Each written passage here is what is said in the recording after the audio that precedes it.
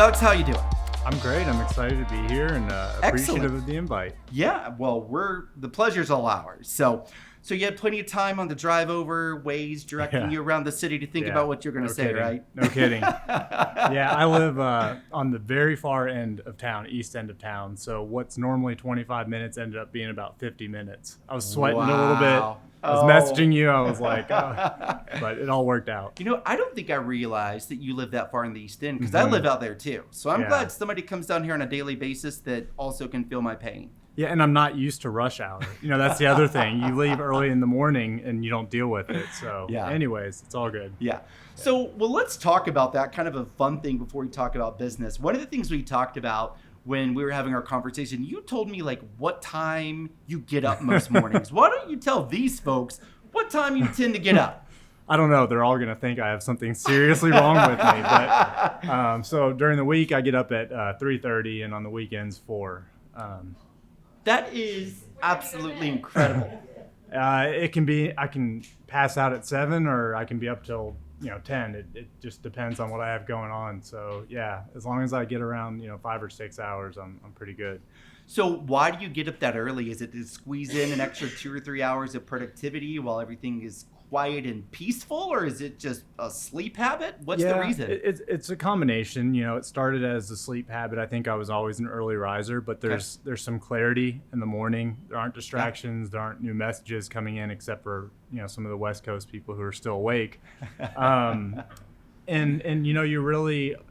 you're able to kind of gather your thoughts for the day. So my routine is, I start with looking at what I have on the agenda. I may answer a few emails. I kind of ease into the morning. I exercise, come back, cook breakfast, take the kids to school, and I feel really ready for just kind of attacking it. And I don't know. I think once you're used to it, it's a routine can be a very good thing. So even if you're a night owl, whatever your routine is, I'm just a big believer, and that helps build good habits. Yeah, absolutely. It's interesting. I get up at 5, and people look at me like I'm crazy when I tell them I get up at 5, 4:45, whatever. But 3:30, that's another level. That's fantastic. So just from a little bit of background, are you from Kentucky? I am. I'm from Louisville, actually. Okay. But I moved here last year and back for the first time in a decade and a half. And where were you the interim? In Lexington. Okay. So I went to Lexington for school, the University of Kentucky. Okay. Got involved with I guess it was kind of a startup then called Big Ass Fans, much larger now, and got hooked. I never intended on staying in Lexington or probably not even in Kentucky after school. I was interested in moving to a bigger market. Okay. It was a great company, learned so much, and I think it's a great case study for the state of Kentucky and entrepreneurship in general. But, that business was sold, and I had great experience being part of that transaction process in 2017, which opened up the opportunity to really go anywhere and do anything. And we decided to start Trumans, my co-founder and I, and put it right here in Louisville. So how many years were you at Big Ass Fans? Yeah, I was there for 10 years. So I started as a 20-year-old kid. Wow. Really grew up with that company, started my family there, learned how to be a professional. It was just an amazing experience, and I'm so lucky. And, I'm a big believer in luck is a huge factor in any success you have in life. And, in Lexington, Kentucky, small town, a lot of kind of old market industries, a lot of racing, university, healthcare. Here's this company that's developing cutting edge technologies, investing insane amounts in R&D, just really great branding and go-to-market strategies. And it just fell into my lap through a connection with a professor I had at the university. He said, hey, they're looking for an intern. I was getting ready to move back to Louisville that summer. He said, they're looking for an intern, and, I recommended you. Would you go in for an interview? And so, you think about those small chance encounters, and I met my wife there, and, it changed the course of my life. So I think good timing and good fortune plays a lot into life. Yeah. Alex, there's so much wisdom you just spoke there, because so many entrepreneurs, especially first-time entrepreneurs, they don't put enough value in timing and luck. And sometimes it's all hard work and all hard work. But you know what? There's a whole lot of people that work really hard, but don't necessarily get as far because they didn't have the right connection, the right opportunity or whatever. And a lot of the people that I talk to that seem to be really successful, they say, you know what? Yes, I did work hard, but there's a whole lot of people who work really hard too. And not everybody gets to certain levels. And that timing and luck, it's huge. And I think your recognition of that and being able to share that, just speaks a lot to your maturity from that perspective. So with you being from Louisville, I have to ask the ultimate Louisville question. We got to go back a little bit. You know what I'm already going to ask, right? Yeah, I do. Where'd you go to high school? I went to St. X. St. X, okay. Yeah. Well, there we go. So, but you're okay with the Trinity guys, kind of, or? Yeah, totally. Okay. I'm not a big school spirit guy, so it's all good. I'm not from Louisville. I'm from Greenville, South Carolina. And when I first came up here and people asking, where'd you go to school? Riverside? Never heard of that. Where's that? I mean, it's the craziest thing. It is such a little thing. Yeah. So I can't get by without asking that question. So tell me, you started as an intern. Mm-hmm. You were in a marketing capacity. It was a marketing internship. Okay. Yeah. And you eventually worked your way all the way up to be a brand manager and then on eventually to be the CMO. Is that correct? Mm-hmm. Yeah. So tell us what that journey was like. Did you have aspirations to work your way up, or is it just kind of luck and just working hard and figuring it out? Yeah, I think more the latter. It's hard for, a 20-year-old kid to have a grand design for what his career is going to be when you don't even know what you like or what you're good at that point. So for me, it was an approach of just opportunism, saying yes to things. I'll take that project. I'd love to see how this works. That kind of curiosity really opened a lot of doors for me. And I think when you're willing to work hard, and I got to give credit, my dad's in the crowd, one of the hardest workers in the world. When you have that work ethic, people are more willing to bring you into the fold on things. And so I got exposed to projects that I had no business being involved in at that age. Wow. And, it was a good thing. Our founder had a lot of tolerance for risk. And so he would give a kid like me a budget that I shouldn't have had and enough rope to hang myself, which, you learn from making those mistakes and from doing more than anything. And so I just continued to, build on the experiences that I had. And ultimately, I got to have an opportunity again. I think I was about 24 at the time, be involved in the launch of our first consumer product, which was tons of fun because we were a B2B company and, we were brand centric and we were direct to businesses, but going direct to consumer was a totally different animal. And so being part of that team and being able to put my stamp on that project was really a great time for me at the company. And ultimately parlayed that into running global, marketing communications for the company by the time I was at, the end of my tenure at Big Ass Fans. So it really just builds on itself, and it starts by, like I said, it's good habits, showing up on time, showing up early, taking on the extra work, being willing to do things that other people aren't. You don't have to be the smartest guy in the room. I certainly am not, ever. And those good opportunities tend to show up more often when you're putting yourself in a position to take advantage of them. So you mentioned the example your dad gave you and your parents of just working hard and, putting in the time. How big of an impact do you think that influence that you had from your parents had on your, really, I'm going to say it's a meteoric rise. I mean, to go from a 20-year-old young man to doing these things, I mean, it's amazing. When I was 27, I was bankrupting my first company. I mean, come on, man. So I'm just curious about the impact that you think that parental guidance had on you being able to be so successful at such a young age. Yeah, it's important. I mean, they're tremendous influences in your life, parents. You idolize them, you pay attention to their habits even when they don't know that you're doing it. And, my parents have, for example, they ran marathons. They're big into exercise.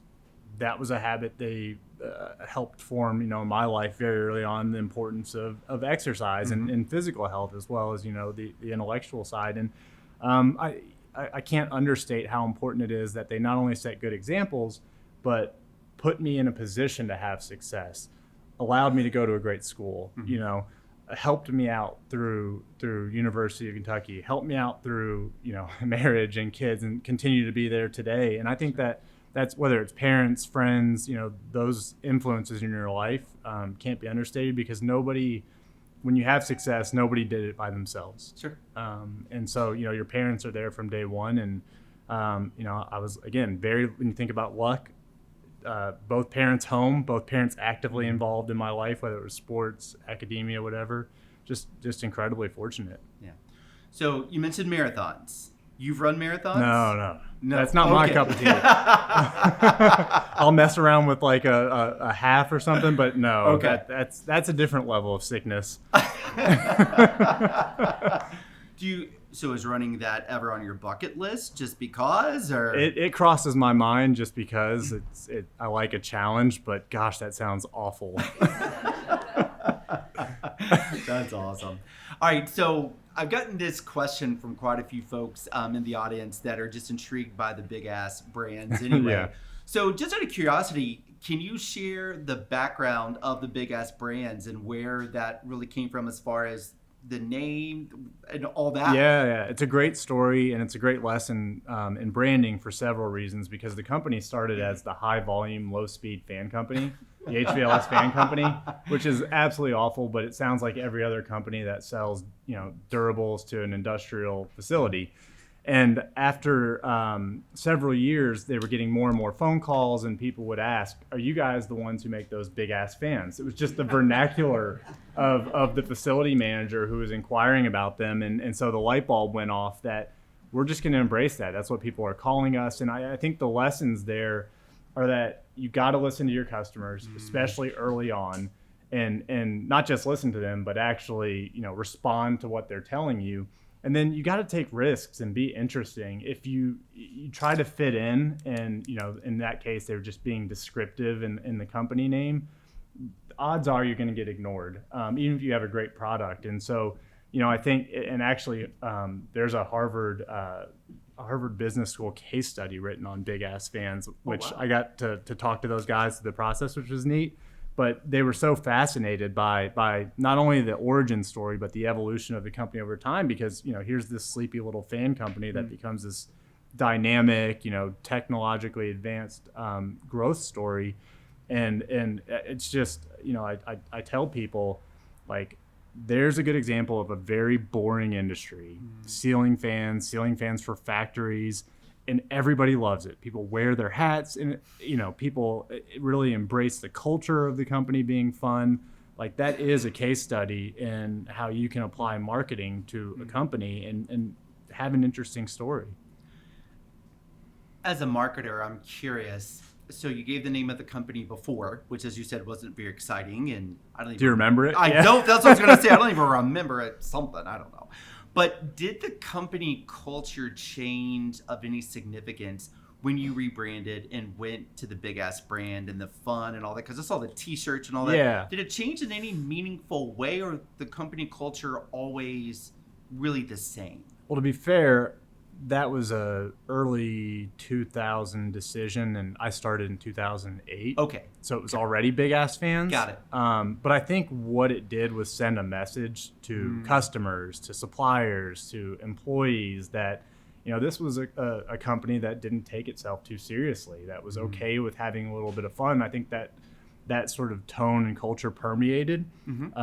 And, you look at the offices. When I went there, I was like, oh my gosh, they have, there's pool tables and there's a beer fridge. And now all those perks and stuff are kind of commonplace. But at the time, it was very progressive from a cultural perspective. But I think that name did play heavily into it, because it told people, like, you're not coming to work for IBM. Yeah. You're coming to work for big ass fans. And, that matters. The appearance of your office matters, the name. But ultimately, you got to get the right people too that buy into that. And I think that was important, that there was some magnetism there with the name, but then being able to grab the best talent and people that really believed in where the company was going, that ultimately built the culture. Sure. Yeah.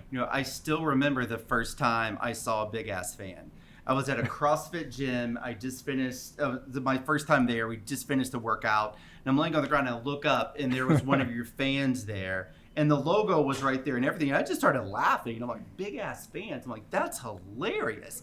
And then it was a few months after that, I actually went to Venture Connectors, and the founders were there talking about it. I'm like, that's pretty interesting. So I don't think I'll ever forget the first time I saw the big ass product, because that was just so there's some big ass fans marketing alumni in the crowd, and they'll probably remember this, because everybody, when you introduce yourself that you're with this company, wants to tell you that story of where they first saw their big ass fans, which is magic. I mean, again, from a brand perspective.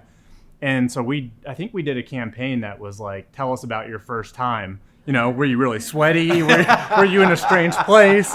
And so there was this whole social media campaign about your first time, and people would share their experiences with their first time seeing a big ass fan, and had a lot of fun. And so there were things like that where we tried to really get the customer base involved and in on the joke, and have fun with it. So now, what's really cool about this is that Alex, this is the first time he heard me tell that story. When we met last week, I didn't even tell you about the first time I saw that.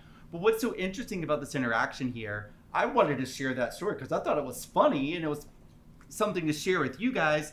But how cool is it that these folks on the marketing side had already figured that out, were trying to do it. And I had no idea you guys did that. So it shows how well the marketing team knew their brand and how to connect with people and how magnetic it was. So it's such a great example of being able to connect with your audience to really create that stickiness from there. So before we transition to talking about Trumans and kind of bridging the gap from Big Ass Fans to there, I'm curious about a couple things. You mentioned earlier that you came to Big Ass Fans as a 20-year-old intern and really kind of cut your teeth as a professional, learn how to be a professional, and learn how to work, learn to be professional. Kind of, how did that process happen? We talked about the underlying things that your parents and your family taught you, but did you have a mentor? Did you just go about a particular methodology to learn how to really become a professional and be productive? Yeah, I mean, I was very fortunate that for whatever reason I caught the eye of the founder, and fortunate and unfortunate at times. He took an interest in working with me, and I'll always appreciate that, because there's somebody who at the time, it was probably a $30 million company, but that's a big deal. I mean, You're doing well. And, he walked the floor. He knew everybody's name. He wanted to know what I was working on. He wanted to teach me. And I think, I try to pay that forward where I can and help people, but that's so important and I also think it helps reinforce your knowledge when you're teaching. And so, a lot of it was me putting myself out there, willing to do the work, but you have to have individuals who are willing to invest that time in you. And now it was his company, and, it takes time and it can seem like a bother, but he was really investing. And obviously that was a long-term investment. I stayed with the company for 10 years. I was there for a lot of significant moments and helped grow the business. But it's easy when you're running the show to ignore the intern or, the person that's cleaning the floors. But I think that's a great lesson in investing in your people. And, again, I was fortunate enough to go to a company where that was the culture, where there wasn't this divide between senior management and junior employees. And I think that's why I stuck around as long as I did, because you knew that was a place that you could grow, and it wasn't by accident. People were really trying to make it happen for you. So, I didn't plan on staying in Lexington, but it was a really great situation for a long time. All right. Final question about your time at Big Ass Fans. Yeah. What is your biggest takeaway from your time there, besides meeting your co-founder and starting Trumans? What's the biggest lesson you learned while you were there at Big Ass Fans? Well, I think that is a great transition, because, I tell people that I took what I believed were the three most important ingredients from Big Ass Fans and applied them to the new company. Okay. So it's three things, not one thing. That's good. One is that brands don't have to be boring, or products don't have to be boring. They're only boring brands. Two is that customer centricity should not be lip service. Just because you're answering the phone if somebody calls with a problem does not mean you're a customer centric organization. And to give an example, the company had proactive customer service where they would call people out of the blue customers and try to figure out what could have been better. So these weren't customers who were complaining, they were just customers, and we wanted to find out where we were falling short. And also we have some very expensive stories of mistakes we fixed for customers, but I think you have to own mistakes. And the third thing I would say is that going direct is a phenomenal business model, especially for early stage companies, because it forces you to pay attention to your customer, it forces you to pay attention to your mistakes, because there's no barrier between you and the person that's using your product or service. I think a lot of times there's a rush to go through distribution, to go through retail because it's easier. And it's harder and more expensive to go direct, but that knowledge base, that relationship that you build with your customer is so critical. So we felt like those three ingredients were going to be really important for the business that we started. Excellent. Perfect segue. Yeah. Excellent. So you said that Big Ass Fans was sold in 2017. That's right. So walk me through the time frame in between you and your co-founder had the ideas to the ideation and inception of Trumans. Like, what kind of time frame was that, and how did all that happen? Yeah, well, we got to know each other really well. So John, my co-founder, had come on from GE to help sell the business, and in early 2017, he told me what was going on, brought me into the fold, and I helped him through that process. Really from a historical perspective, being able to, share information to the buyer.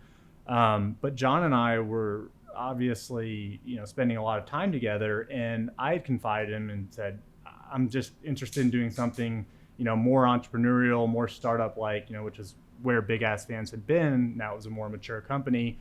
And so he and I had started, hypothesizing that, well, maybe one day, we could sync up and do something. Over time, the conversations became a little bit more serious, and he and I knew that we weren't going to be at Big Ass Fans for forever. And we started looking at it, interestingly, from a go-to-market perspective, more so than a product, or an industry. We weren't like, we want to be, I want to be in software, or I want to be in this. We were like, we want to have a direct company. We want to be direct to consumer because we think that's fundamentally a great way to go to market. And so then we started studying what we call the game board. I started looking at industries that had been disrupted over the years by different players, cutting out the middleman, bringing a great brand to market, innovating on the product side. And when we landed on cleaning, we felt like nothing had really happened. The last big innovation had been method with non-toxic products, and that was 20 years ago. And the more we studied it, the more we realized, okay, it's because you can't really go direct with cleaning products because they're bulky, they're expensive to ship, they're priced at a commodity level. So there's just economic challenges, and the retailers aren't motivated to change because it's confusing on the shelf when you're used to buying it. So we thought if we could deliver a better product in a package designed specifically for selling direct to your consumer, that we could really break through here. We also observed, of course, there's a ton of boring brands in the space, which is a great thing. But so we kind of started at that point of, we want to have a direct company. Now, where can we make an impact? And so from a timing perspective, started talking about partnering at some point in the future in 2017. And by a year later, middle of 2018, we were fixed on this idea and ready to go. That's amazing. So would it be fair to say that when you guys were coming up with the idea for this, that you literally started figuring out what you wanted to do by searching for a problem? You were looking for a gap and a problem in the market that you thought that you could fulfill. Yeah, definitely. And it's funny. He found it first, and he pitched me, and he pitched me in a very half-hearted way to see how I would react, because he probably expected me to laugh at him. Like, we're going to start a cleaning company. Like, you and I have no background in that. That sounds terribly boring. Yeah. But I loved it because as he started explaining to me all of the issues with it, I thought it was fantastic. So yeah, I mean, it was, we were looking at these industries. He found it. He had actually been doing some PE consulting, and the firm had looked at, I think it was the Honest Company, and he started to understand failings there, and that was really what kind of was the eye-opening moment for him. And then he sold me very quickly. I thought it was awesome. Okay, So, interesting question. I know in a lot of the business literature out there, especially folks like Gary Vee, Grant Cardone, those folks out there, they're like, follow your passion, that thing you love, you want to do, you go do that thing.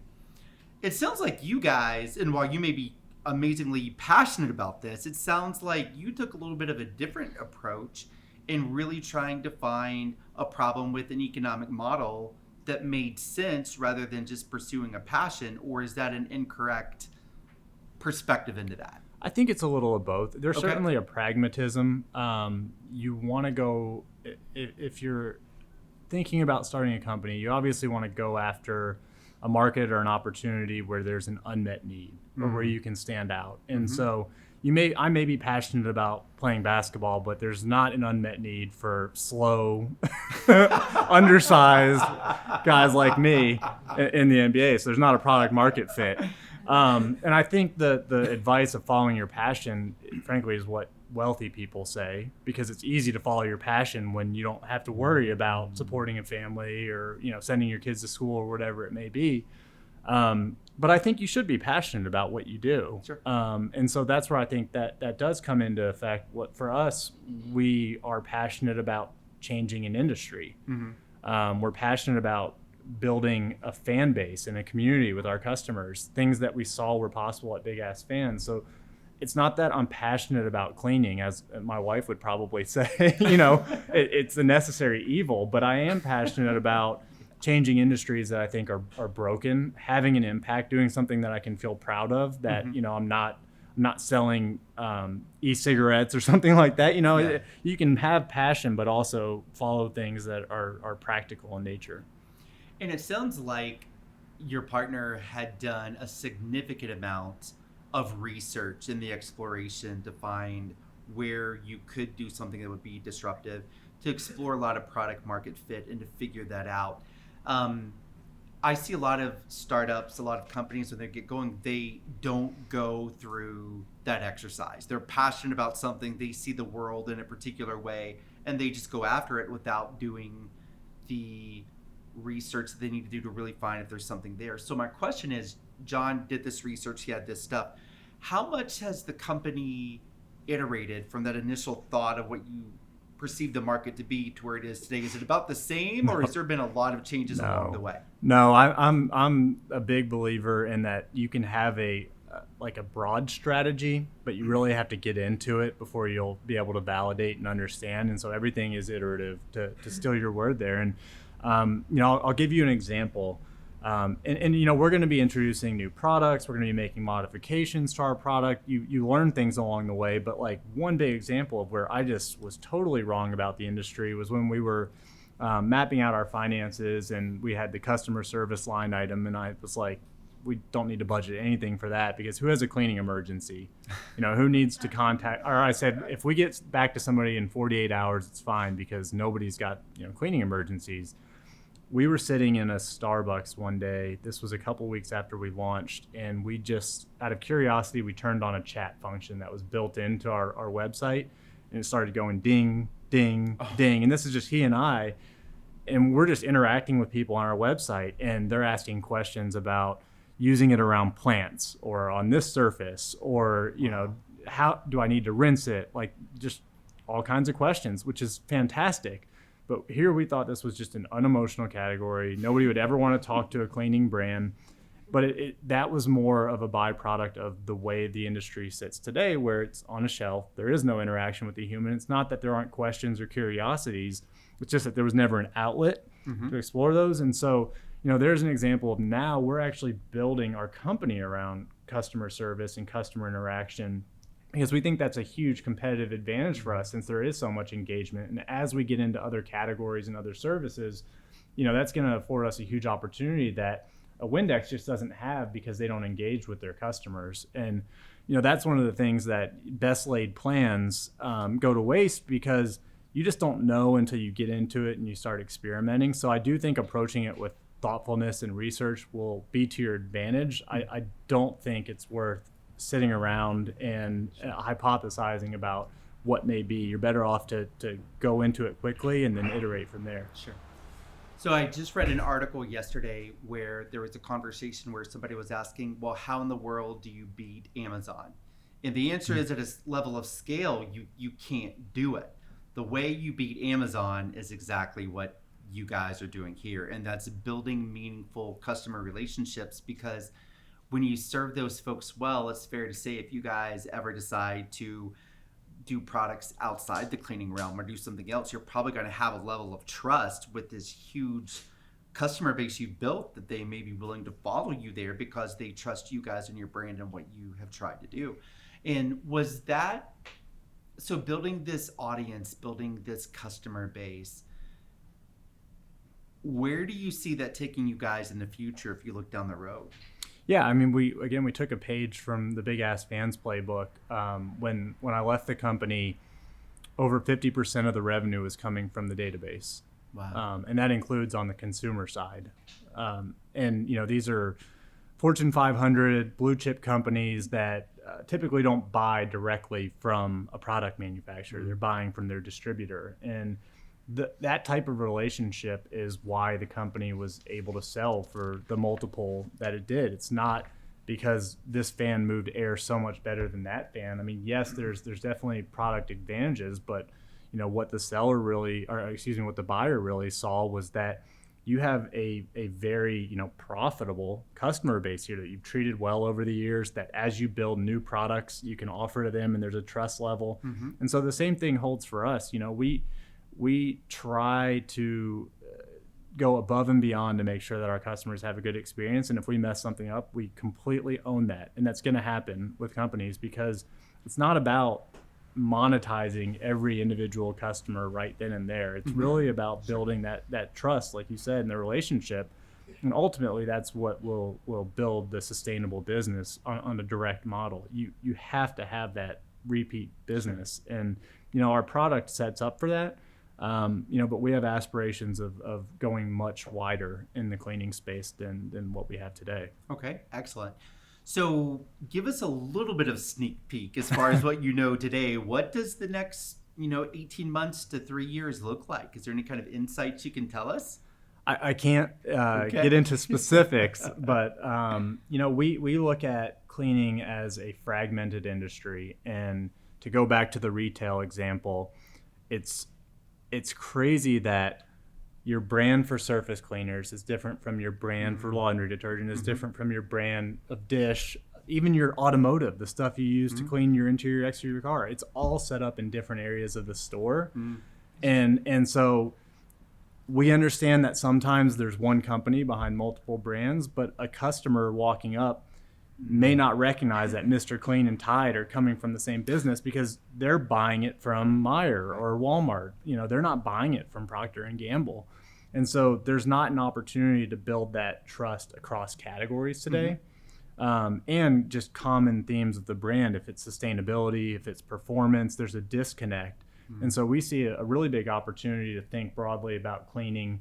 And that could extend beyond formulas into durables, into services, because there is such fragmentation. And when you have a broken customer experience like that, it screams opportunity to us. So I think as we start to introduce new products that share some of the characteristics of today's products, it'll make a little bit more sense where we're going. But one of our big theories is that we can kind of unite the industry with an eye for sustainability and customer experience. Sounds exciting. I look forward. So some of the conversations I had today with various folks is about how much they love the marketing that goes on with Trumans. So I want to land there for just a little bit. So first of all, what's the genesis of the name Trumans? Where did that come from? So there's an example of extreme pragmatism. So we started off with kind of a high level, what we wanted to be, how we wanted to position ourselves, and the word human kept coming up. We felt like there was no personality in the cleaning space, and so we wanted a person's name. So it felt like you were dealing with an individual, because that's what happens when you deal with us. You're dealing with a real person. When we started going through naming exercises, then we got down to, okay, does it sound okay, or is it kind of an off-putting name? Is the domain available? Is the trademark available? Yeah. You know, is it easy to spell? Is it easy to pronounce? Is it easy to remember? And so you kind of go through all those qualifications, and where we landed was Trumans.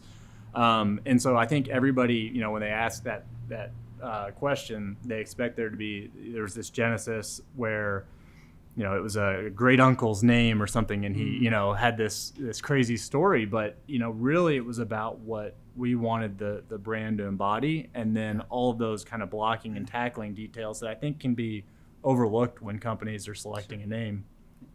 This may be completely, totally random from this, and I haven't told you this either, but I am a big fan of Harry's Razors, and I've been a subscriber for them for a long time. Well, their featured razor is the Truman, and I've got one, my wife's got one, my older son's got one, and so I'd never heard of your company until, I don't know, 5 or 6 months ago, something like that. Never heard of it, but there was an immediate association for some reason. I thought you guys were involved with Harry's or whatever, but just the mere fact of that name recognition there, I'm like, well, this must be a quality company. And I don't know how much that goes into other people's minds or whatever, but there was a definitive name association, because when I think of Harry's Razors, I think of quality, and immediately when I heard of your company, there was that association there. So yeah, it's interesting. We do get the comment a lot that it sounds like a company that's been around for a long time. Yeah. In fact, Natalia, you know, runs Story, was a customer of ours before I was a customer of hers. And she told me that she had no idea it was a Kentucky-based startup. She thought it was a Procter & Gamble brand or something like that. And she just liked it because it was reducing plastic waste. And so I think, you know, there's also that tone of it almost has a reputational element of it, like, oh, it's Trumans, you know, of course it's Trumans. And you know, you can't always hit a home run like Big Ass Fans. You know, we couldn't call it Clean Ass Cleaners or anything like that. Well, I don't know. But we felt good about where we landed with it, being flexible, because we also, you know, the bad thing I will say about Big Ass Fans, the one knock was it was so descriptive that it made going into different categories a little bit more difficult. And so we did have the foresight this time to have something that did not lock us into one particular product type. Yeah. We fumbled with that a little bit in the later stages of Big Ass Fans. Big Ass Light didn't have the same ring to it. Well, you know, I hope you guys did register the Clean Ass Cleaners or whatever.com. I mean, there could be some brand equity there in the future. So, wow. So tell me a little bit. So somebody asked me the other day as well, like, is that the cleaning product that is like safe to eat or something? I thought I saw that on a YouTube video or something. Like, I don't know. So is that a thing? Is that a marketing? We don't encourage digestion of the product. So. All right. No, but they are non-toxic, and that was really important to us. Okay. You know, I think people definitely care more about what they're using in their home, what's touching their surfaces, the occupants of the home. But, you know, one of the crazy things, because I think everybody remembers like the Tide Pod Challenge, which was, that was just people doing crazy shit on the internet. But there are actually a lot of accidental ingestion of pods that causes a big problem, like tens of thousands per year. And so, you know, for us, we wanted to make sure that we had a non-toxic product, that it was safe to store and safe to use, and, you know, feel really good about that, because it's, you don't want to put a product into somebody's home knowing that there's a good chance of you doing damage. Now, I think there's different ways to package concentrates and things like that. But we felt really good, like, this is a great product that if you have small children, if you have pets running around, that even if they are going to, you know, crack into it, that it's safer than the other guys. Gotcha. So don't drink it, don't consume it, but it is safe. All right. But you could. So, well, we are almost at the end of our conversation here before we go into Q&A. We have focused so much on, you know, the business career and stuff like that. And I mean, I just feel that so much timeless business wisdom has been shared here today. It's just been unbelievable. I do want to ask a final question, that how do you balance your work life and your career? It sounds like you're highly productive when you work, and when you're at work, you work. But I always like to ask this question to give the audience somewhat of a semblance of what it means to work hard to build a brand like you're building at Truman. And what does that look like as you go about your life and all your responsibilities outside of work? Well, I have a superhero wife, and I highly recommend, finding a partner that can help you through that, because that's really important. And honestly, if we didn't have that dynamic, the big ass fan stuff would have been challenging. There were long nights there. The Truman stuff would be challenging.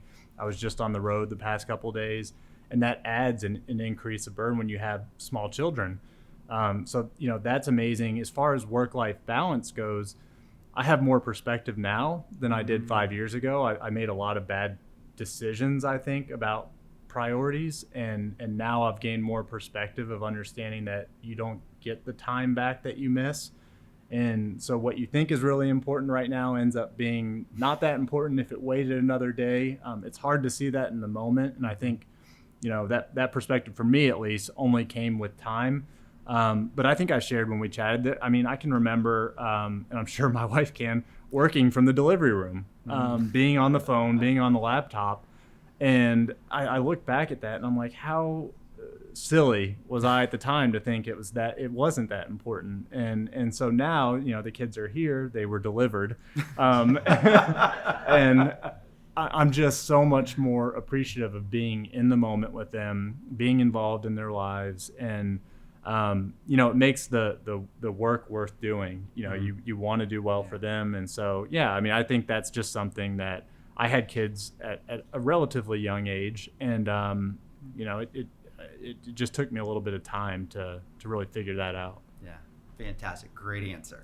It's amazing what getting a little bit older does to our perspective, doesn't it? Yeah, it helps a lot. So, all right. So we have a new tradition at Startup Grind, and this is from Lisa Bajornitz, because last month she started something, 15 rapid fire questions. Oh. So as you guys in the audience want to start thinking about questions you want to ask Alex and stuff like that, you get to answer these questions, and it's just quick, right off the top of your head, whatever the answer is. All right.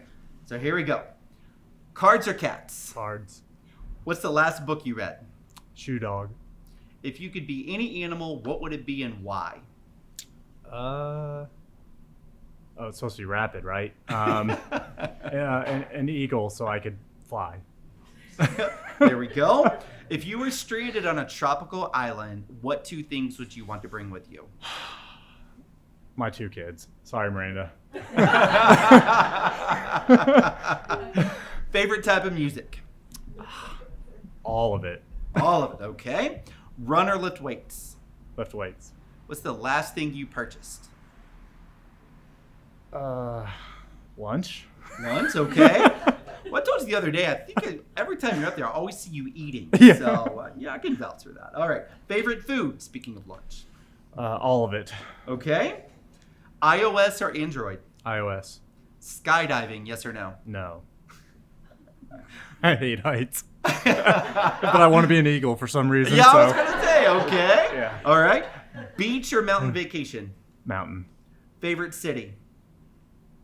Louisville. Took me too long. Burn the midnight oil or early riser?